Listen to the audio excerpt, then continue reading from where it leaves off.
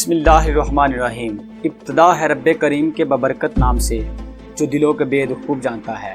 ناظرین محترم، آج کی ویڈیو میں ہم تخلیق کائنات کا اسلامی تصور بیان کرنے والے ہیں۔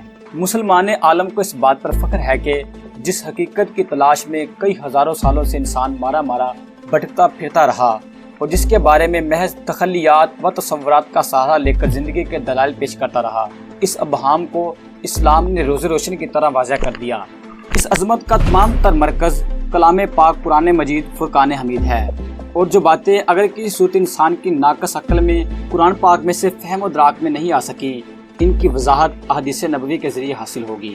چنانچہ ان دونوں حقیقی مراکز فیوز و برکات کی بدولت ہم بلا کسی شک و شبہ اور بلا ابہام و ایام تخلیق کائنات کا مقصد، آدم، اجزائے کائنات، افزائش، امور کائنات، طرز حیات اور انجام کائنات کے بارے میں مکمل طور پر آگاہ ہوں گے۔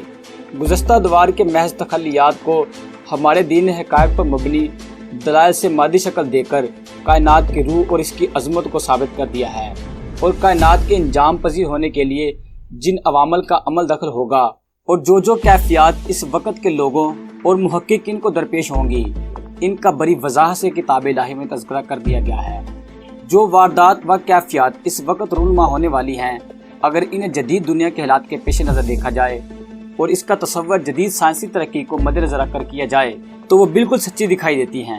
حالانکہ خدا تعالیٰ نے ان تمام باتوں کا تذکرہ کسی سائنسی اصول کو مد نظر رکھ کر نہیں کیا، اس نے خود انسان ہی میں ایسی ارتقائی خصوصیت پیدا کر دی جو اسے از خود اس انجام کی طرف لے جا رہی ہیں اور جو اس قدرت کی طرف مقدوم کر رہی ہیں۔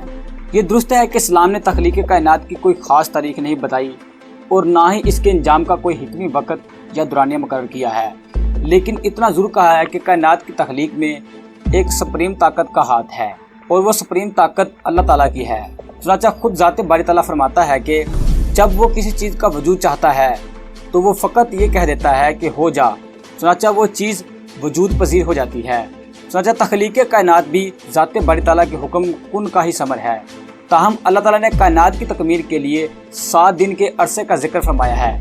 بے شک اسی ذات باری تعالیٰ نے آسمان و زمین اور جو کچھ ان کے درمیان ہے سب کو 7 دن میں پیدا کیا، پھر ان کو عرش پر قائم کر دیا۔ ناظرین کرام، ان آیات کریمہ سے یہ بات واضح ہو گئی ہے کہ اللہ تعالیٰ نے اس کائنات کو 7 دن کے اندر مکمل کیا۔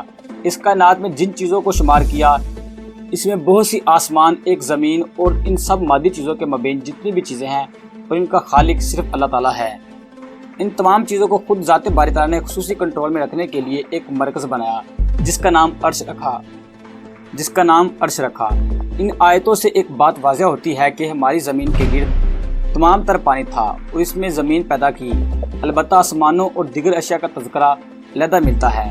زمین کے اندر اور زمین کے ارد گرد جو چیزیں اللہ تعالیٰ نے بنائی اور ان چیزوں کی تخلیق کے مقاصد بھی بیان کیے، ان میں سے ایک تو یہ ہے کہ ان چیزوں سے زمین پر بسنے والوں کو براہ راست فائدہ پہنچے، اور دوسرا یہ کہ ان کی تسخیر کی جائے۔ سورۃ الابراہیم میں ارشاد فرمایا، اور ہم نے تمہارے لیے سورج اور چاند کو ناقابل تسخیر بنا دیا جو ہمیشہ چلتے رہتے ہیں، اور رات اور دن کو قابل تسخیر بنا دیا۔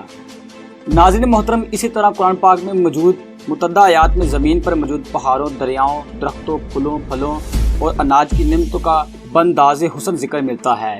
ان سب پر حاوی ٹھنڈی اور گرم ہواؤں کا تذکرہ قرآن پاک کا اہم حصہ ہے۔ کائنات میں موجود لا تعداد نعمتوں میں سے کچھ نعمتوں کا ذکر فرما کر اللہ تعالیٰ نے انسان کو اس کی ماہیت سے آگاہ کیا ہے۔ قرآن پاک کے بغور مطالعے سے تخلیق کائنات کے بارے میں مدلل معلومات حاصل ہوتی ہے۔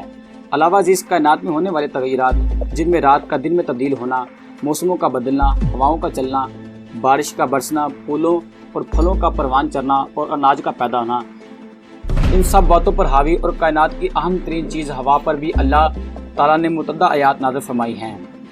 ناظرین محترم، ویڈیو پسند آنے کی صورت میں سے لائک کیجئے، سبسکرائب کیجئے اور دوستوں کے ساتھ شیئر کرنا مت بھولیے۔